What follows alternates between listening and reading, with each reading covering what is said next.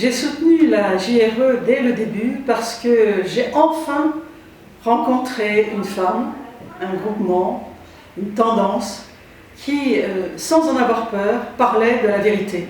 La vérité qui est la différence sexuelle entre un homme et une femme et qui se levait pour dire « Vous n'allez pas décérébrer nos enfants. Nous n'accepterons pas cela. » Et j'ai été tellement heureuse, j'attends ça depuis tellement longtemps, que malgré nos différences, Farida Belgoul est musulmane, je suis catholique, tout le monde le sait, mais nous avons ce partage en commun qui est celui de la vérité. Un homme, l'humanité est composée d'un homme et d'une femme, et c'est notre richesse et c'est notre joie, et on ne va pas nous enlever cette réalité-là.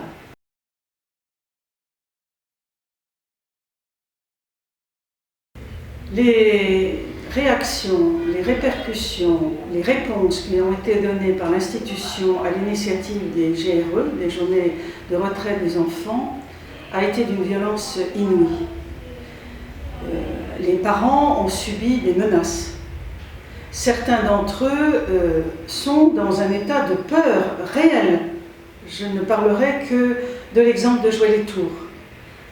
Mais au-delà de cela, ce qu'il faut bien comprendre, c'est qu'en réalité, cette pression qui est faite par l'institution sur les parents, c'est l'expression d'une volonté idéologique de retirer aux parents la responsabilité de former leurs enfants et que leurs enfants leur appartiennent.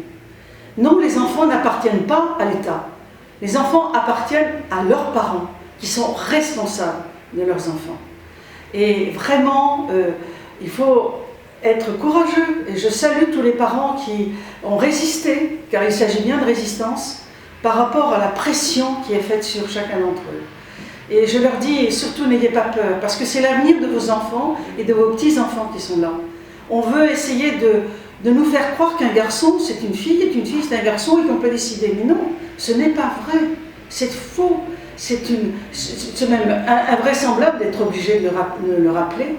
Mais si dans l'ensemble de la société française et mondiale, on finit par nous faire croire que l'on peut choisir notre sexe, eh bien je vous le dis, nous deviendrons les esclaves de ceux qui auront le pouvoir. Et ça, nous ne le voulons pas.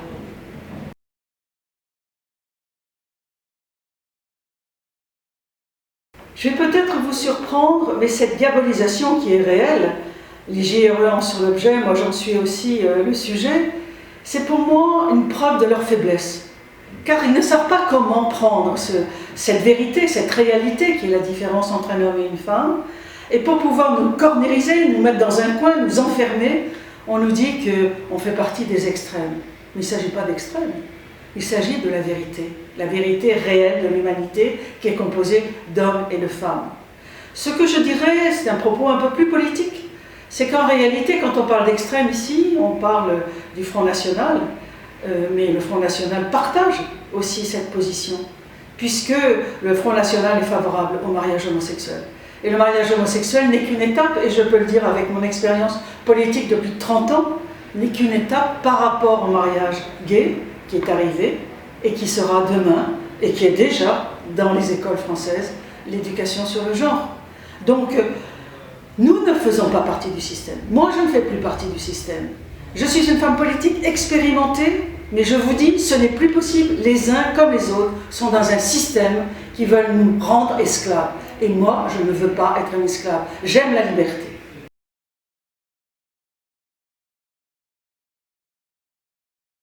Écoutez, moi je suis dans l'admiration. Dans l'admiration parce que nous sommes démunis par rapport à cette influence, tous ces livres divers et variés que nous découvrons dans nos écoles, dans nos bibliothèques sur le genre. Et nous n'avions rien pour répondre. Ce petit livre-là, Papa et Maman, encore une fois, les JRE font preuve de créativité. Et moi, je recommande la lecture de ce livre. Et j'en fais la promotion. Je veux en faire la promotion, de façon à ce que nous ayons les arguments pour pouvoir répondre. Des arguments simples, regardez, ces dessins sont absolument charmants, et c'est une véritable histoire.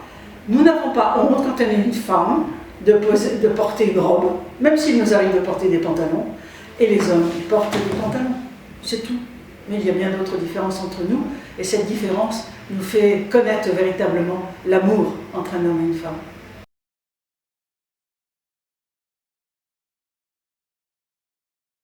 Ce meeting du 17 mai, c'est le meeting des listes Force Vie que j'ai l'honneur de porter dans toute la France. Moi, je suis dans l'Île-de-France. Il est normal d'avoir un meeting avant l'élection qui a lieu le 25 mai.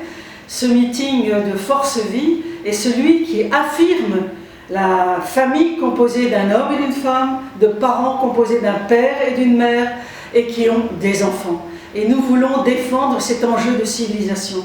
Aujourd'hui, il ne s'agit pas de savoir si on est à gauche ou si on est à droite, c'est pas du tout ça. La question qui nous est posée, c'est de savoir quelle civilisation nous voulons. L'Europe est un lieu où se décident les orientations de la civilisation, et nous, à Force Vie, nous voulons montrer qu'il y a dans l'Europe des hommes et des femmes qui croient dans l'Europe, mais qui veulent que la réalité de la nature humaine, un homme, une femme, une différence sexuelle, soit affirmée et affichée pour le bien de chacun de nos enfants.